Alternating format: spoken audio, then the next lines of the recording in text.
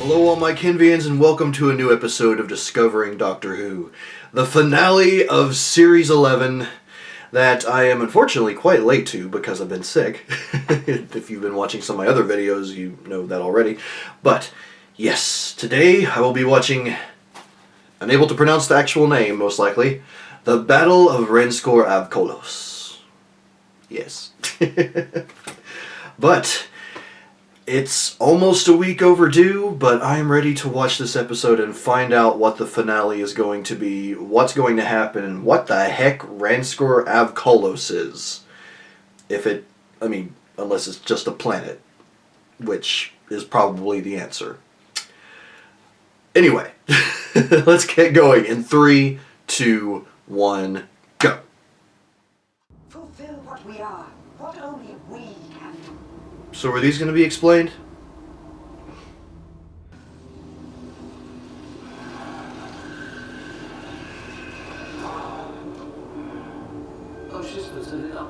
Okay. 9 cross for help, 9 distress signal. It kind of look like they're the Borg. This is one of the ships that sent a distress signal. It looks pretty abandoned now. Because everyone's dead. Cryo sleep chambers. Stop. It can't be. What is mine? Tzim-Sha! We'll go with you. Because we got unfinished business with that monster. Ooh. Oh, I can lift it. Graham's gonna kill him at Tzim-Sha.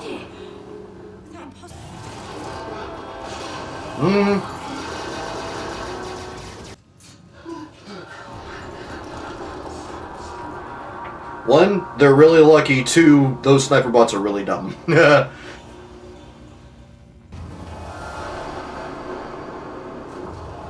Hello, Tzim-Sha. See, you've got an iron lung. Where's that got a new coat? Teeth. You did. You family. And I love you. What did you just say? Aww. Twice. Don't pretend you couldn't hear me the first time. What she used to tell me. So it is he in there. Oh, he's attached to that? Uh-oh. Creators. 5 objects. 5 planets. 1 weapon. They stole 5 planets. Oh. What's that possible? Another through. It could destroy everything. You're bluffing. It's one of those people that really irritates me. Can we not discuss them? So what happens if Angry Boy disconnects himself and is no longer controlling, or is he even controlling that stuff? I don't know. Got a few problems of our own, Graham. Oh, okay. Well, they were able to unlock all of them rather quickly. It doesn't solve our problem with these. They can't all be here. We have to put them back in place. One thing at a time, Doctor. Do. One thing at a time. Thank you. All good. Well, Yippee-ki-yay, robots. Die hard. You should run. Oh, Graham, no.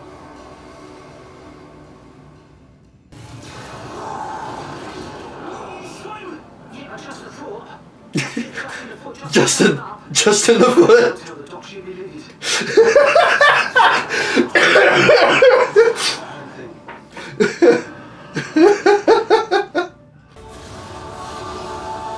Yay! I hope he doesn't die. I like him, even though I don't know much about him. But oh no! Oh, is she gonna die? I mean, she's kind of crazy, but not entirely her fault.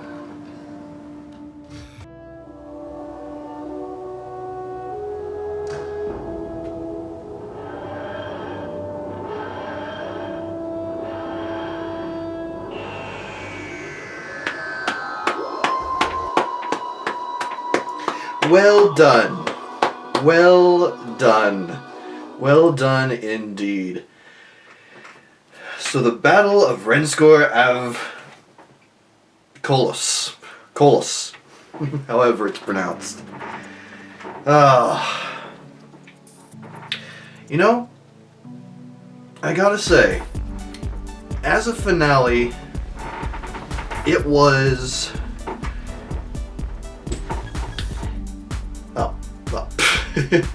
As a finale, it felt better than I think most of the series finales have in quite a while. And I don't know if it's because the seasons that came before, particularly during Moffat's era, there was such a focus on there being that, that overarching theme, which I grew attached to and I grew used to it. And it's something that's more typical in most American shows. So the fact that this was really almost sort of a part 2 to the first episode, so it's like it wasn't so much an overarching theme or an overarching story, but a conclusion to a series of adventures, or at least this particular series of adventures, and it worked really well, in my opinion. It wasn't the most thrilling story of the series. It wasn't the most intense story of the series. And yet, that doesn't really matter. It worked because it was an effective final chapter for the book that is Series 11. It brought back Tzim-Sha, or Tzim-Sha, however his name is pronounced. It brought back those feelings I had of anger about how the fact that the show killed off Grace in that first episode. And I mean, to be honest, for the most part, when it comes to the ethics of what the Doctor believes, this is, some people say that the Doctor, in most of all the incarnations that I've experienced so far, that the Doctor can be hypocritical at times. It's like, the Doctor even stated in this episode that their rules change from time to time. But it feels to me that, the ethics of what they go on, really, it works for what's going on at that moment. Basically, it's not like, just one set of rules. It's rules that can be bent or molded in order to accomplish what actually is the greater good. That being said, when Graham was set and ready to kill Tzim-Sha if he saw him, I don't know that I disagree with him. If someone, let alone an alien, but if someone was responsible for Jill's death, my wife's death,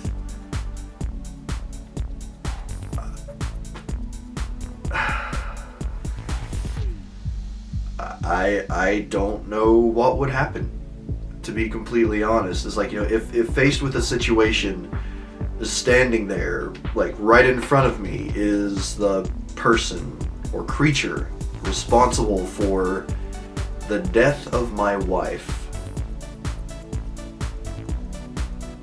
I don't know that I would have been able to do what the character Graham there did. I would like to think that I could. I would like to think that I could be, as it was stated here, be the better man, that I could make the right choice, the better choice. But I don't know if I could.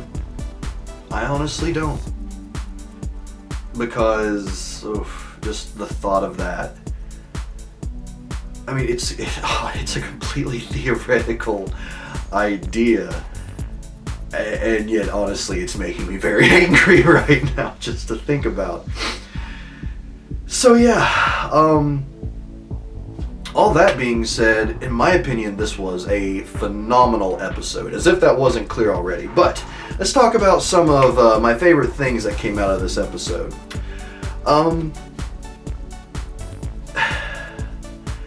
Well, and honestly, I almost feel like I talked about most of the things that I loved about it, because everything else here is just kind of, little footnotes. Wrote down the neural balancers / what became neural blockers. It was a very clever idea, admittedly, because at that point, I didn't think of a way in which, they would be able to stop the Ucks from doing what they were doing. It's like, there's the risk of killing them if they disconnect them, but at the same time, that would mean that potentially 7 billion people plus would potentially be set into stasis / die because of what they were doing. So yeah, I really do like that it worked that way, and it doesn't seem implausible. I mean, using sci-fi logic, it's not something that's implausible, especially since the Doctor is able to do a lot of things with her sonic screwdriver. And I mean, they always have been able to do it. It's not like it's always just a magic get out of jail free card, which admittedly sometimes it seems like it can be. But it's like neural balancers. I mean, what it's doing is basically blocking the signals of the planet that would be attacking them, and she just reverses it. And reversing things is what she likes to do. Reversing the polarities at times, you might say. So yeah, I really like that, and again, I feel like it was a very clever and, in terms of sci-fi, clever and realistic idea. Sci-fi-realistic idea? Sure, why not? Anyway, the return of Tzim-Sha. When I first saw like that blue light near the beginning of the episode, when they turned around, for some reason it's like he jumped into my mind, but I mean, it was there and gone so quickly, I had no clue, honestly. I thought it was either that, or maybe it was just like one of the phases in which the TARDIS appeared and disappeared, back when it was the Ghost Monument, when it was left alone. I think it appeared on different planets, or maybe it was just that one planet. I'm not entirely sure. Another very volatile planet, admittedly. But yeah, so the return of him was, I thought, done very well, and getting his comeuppance in the end, so poetic, so well done. And again, even though I don't know if I would be able to personally hold myself back, the way that they had Graham work through all of that, and then him and Ryan not only subdued Tzim-Sha, which admittedly I do kind of wish that they had told the Doctor about Graham shooting Shaw in the foot, because she would have just been like, well, you didn't kill him, or something along those lines. And then putting him in the stasis pod is just like something of his own making, something that he set up as trophies, and so he's essentially being put into his own trophy rack. It's so poetically beautiful. I absolutely loved it. And what they said as they were getting ready to turn on the pod, or turn on the stasis, that he was sentenced to life. It's like, rather than death, which is what Shaw caused, he was sentenced to life. And the one word to think about as he's stuck in there for all those eternities, grace. Which works, I mean, obviously, Grace herself, but the word. If he has any concept of what the word is, it's basically the last thing he heard before going into stasis, other than his own roars of anger. So, yeah, I like that a lot. I liked that a lot. And talking about Graham and Ryan, the continuation of just Ryan coming out to Graham and surprising Graham too. It's like, not only are you my granddad, I love you. And Graham's just like, what? Don't tell me you didn't hear me the first time. I'm not saying it again.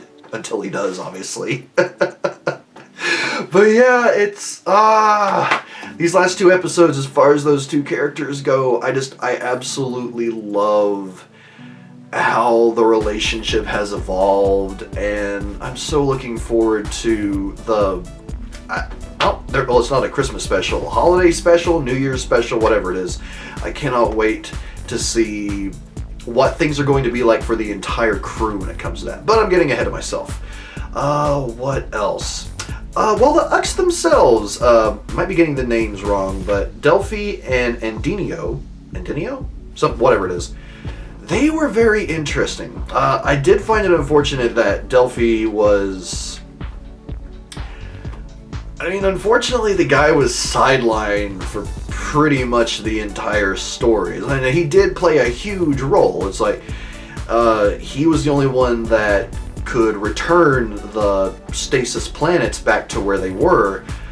But it's like, the guy basically spent the entire episode in pain.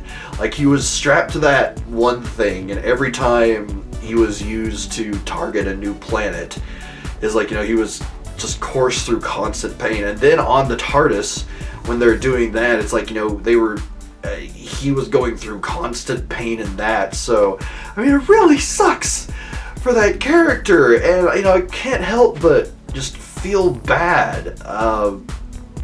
As is with most of the characters throughout this series, I can only guess that we won't be seeing him or Endinio again ever, most likely. So, I guess as it is, just like, I hope that in the extended universe and possibly fan fiction, if someone ever writes fan fictions of those characters, maybe he'll have a better life where he doesn't have to be in so much pain all the time. I was a bit harsh on Endinio, but again, it's I get it. It's one of those themes that really, it doesn't grind my gears, but it's one of those that can just really hit hard. Is the concept of blind faith, which is what Endinio had for a long, long time. Even Delphi, after over 3,000, close to 4,000 years, was finally like, no, I can't do this anymore. I think he would have maybe said that sooner, but I don't know. Let's see, anything else? The last thing. Oh, and it was something that was so horribly corny. And yet, the corniness just made it all the more appropriate and amazing for Graham to deliver. Yippee-ki-yay, robots. Instead of yippee-ki-yay, bleep, bleep, from the Die Hard movie. The first Die Hard movie. And just that Die Hard reference, I absolutely loved it. And again, it was just the delivery and the who said it and everything was just, it was perfect in its adorable corniness. Oh, I just loved it so much.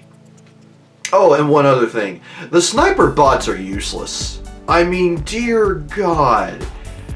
It's... all you have to do... I know, it's for the purpose of a TV show, and the Tzim-Sha are these horrible creatures, and it's because of them that, the sniper bots exist, and they're used to kill people. But in the course of this show and the Ghost Monument, where we first saw them, they're... First of all, sniper bots...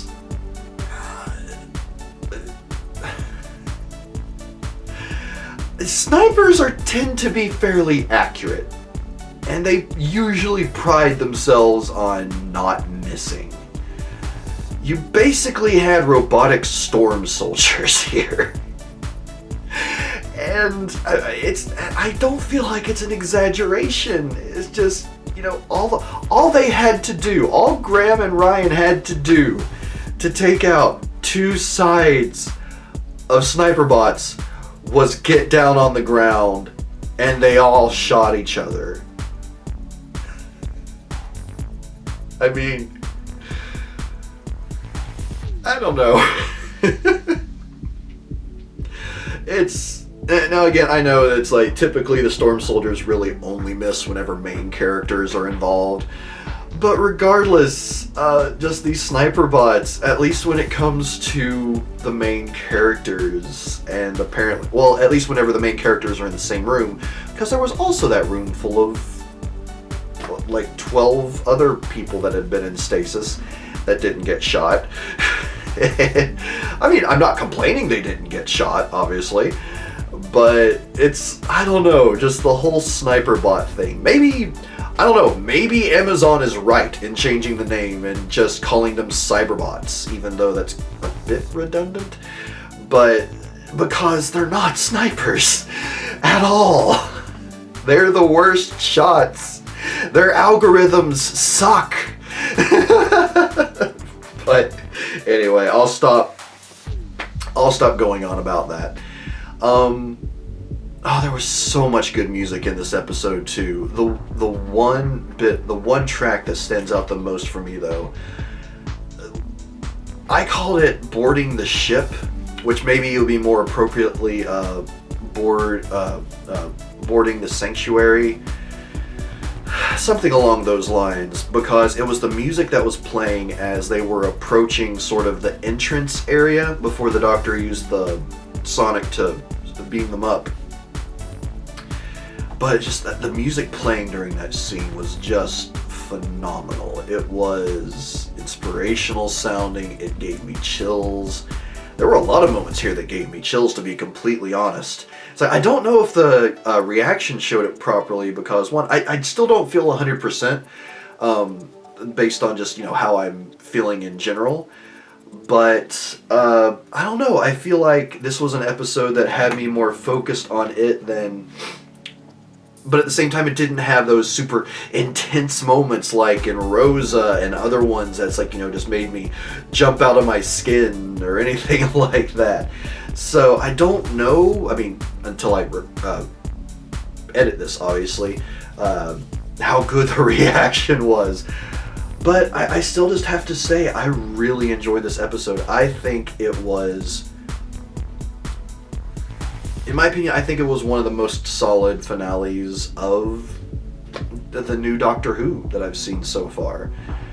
It didn't have a lot of the bombast of some of the earlier ones, but at the same time, instead of just being the finale of a huge overarching story that had to go even bigger in order to try and match up and ultimately fail in what it was trying to accomplish with the story arc, it was the, again, like I said earlier, it was the finishing chapter of this particular story. And I just love the way it was done. Absolutely love it. So yeah, that's what I have to say about this episode. Everyone, please let me know your thoughts on the Battle of Ranskoor av Kolos, or however it's pronounced. Really looking forward to hearing what you all have to say. I don't know the overall opinion on this episode, just because, I don't know, it seems like it's typical to just see some people either just flat out hating on the episodes this series, or others just absolutely loving it. I mean, I've had my back and forths, but I hope that I've been fair at the very least. It's like, I haven't been overly happy. I haven't just been super giddy. It's like, oh my god, it's the best episode ever, or anything like that. I hope that I've been fair in my assessments of talking about these episodes through the series. So yeah, that being said, I'm really looking forward to hearing what you all have to say about this episode, as well as what I've had to say. Again, really looking forward to your opinions, whether you agree with me or not. I mean, again, everyone has their own opinions. Everyone has had their own feelings about this series in general. But yeah, just let me know what you think. If you think that this was a horrible finale, let me know why. I do request that, if you are going to comment, don't just say, this episode sucked, it was one of the worst finales ever. If you do feel that way, please say why. I feel like just saying that is just kind of copping out. It's being cheap, really. So I feel like if you do feel that you just really hate this episode, please explain to me why, because I don't see how someone could watch this episode and just flat out hate it, from my personal stance. But yeah, looking forward to hearing what you all have to say. And for now, I guess that means that Discovering Doctor Who is going to go on a break until the New Year's episode, or a holiday episode, whatever it is. And it's going to be called Resolution.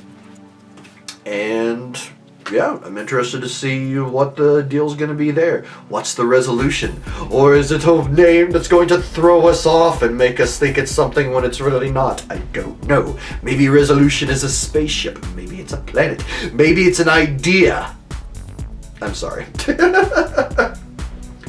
But anyway, I'm really looking forward to that. In the meantime, I'm going to be spending a lot of time trying to get ready for the holidays, doing some traveling. If I have time, I will try and do a Discovering Classic Doctor Who. I probably won't be able to do that until after the new year, just to warn you, but I am going to be doing my best to bring out more content here on the channel of a variety of types. So everyone, I hope you've enjoyed this series of Discovering Doctor Who along with me, and I'm looking forward to more. I mean, even though we're not going to get a new series after the Christmas special here, or not the holiday special here until 2020, I think. I assume that 2019 will probably also have another Christmas / holiday / New Year's special to check out. But yeah, in the meantime, I will still be doing more Doctor Who stuff. I'm going to be getting back to some Torchwood, doing a little bit more classic Doctor Who, among other things. Maybe even playing some games, because even though there's one game that I don't think is any longer available on the Steam, or rather on Steam, I'm pretty sure I already own it, so I should be able to download and play it, which could be fun. I don't know, video games, other kinds of stuff. Whatever, I'm talking too much. Everyone, thank you so much for being here for this episode, for this series of Doctor Who, and I will see you on the next episode, or the next video, or just in general, next time here on PapaKennMedia. Until then, Allons-y!